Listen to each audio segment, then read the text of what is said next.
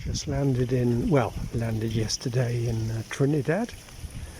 These are my digs where I'm staying.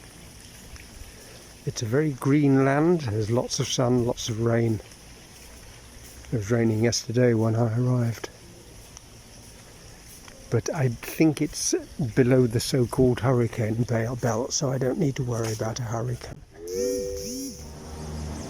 Well, it actually says they're open till 6. The website said they're open till 4. They don't even stay open till 4. It's 3 o'clock in the afternoon at the moment. And it's a very nice building.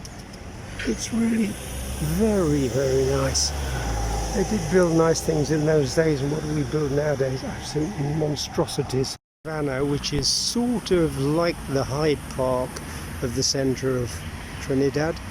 In the corner up there are the Botanical Gardens, 1868, something like that I think. They've been there a long time anyway, certainly from the British time. And there should be crowds here. There aren't any crowds because of the lockdown COVID. And you can see that there are lots of drink sellers that are expecting people to come. Nobody's come, so I've got nobody to sell to. Those two up there are selling coconut juice. I shall try that a little bit later.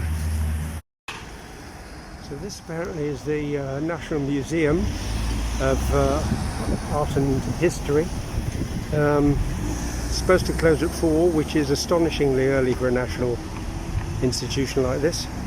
And I spoke to somebody and they said it was open early and they closed early. So I'm now going to the the Royal Botanical. Apparently that closes very early as well, so that may be closed, but at least I can see it from outside. So stuck outside, as I say, it's closed, appears to be closed, but I can see from here what fabulous vegetation there is there. Look at this tree, for example. What on earth is that? It's probably been there since Queen Victoria.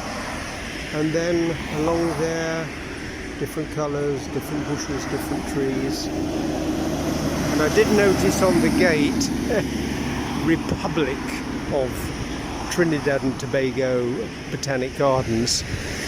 Of course, the real name is the Royal Botanic Gardens, and that's what it says on Google Maps as well, and that's what everybody calls it, and that's what it is in the but you know, it's these very minor, power-hungry politicians that want to have everything revolving around themselves, so they want to emphasise it's a republic and not ruled by the crown anymore and blah blah blah. Silly, isn't it?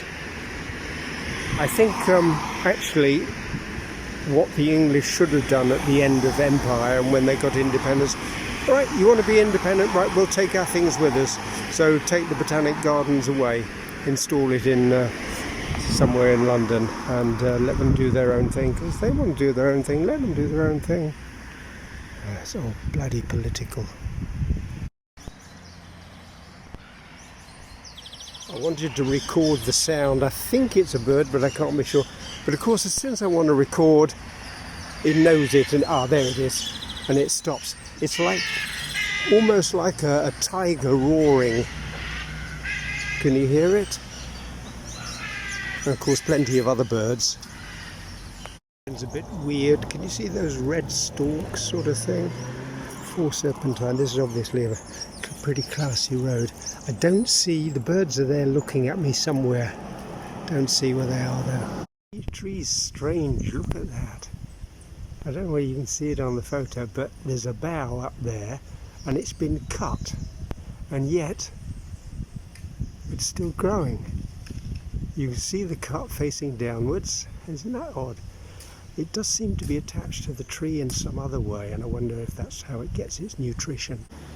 Up early again today, and I'm going to try and do what was closed yesterday. That means the Botanic Gardens and the National Museum.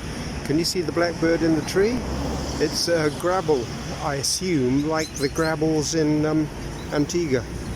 This is a nice little corner of the savannah. This isn't the Botanic Garden. The Botanic Garden is just up here on the left, and I'm hoping that the gates open and I can walk in and take some nice pictures of their nice trees. On that rubbish, there's one on top. There were 2. I see 2. Wow, look at it.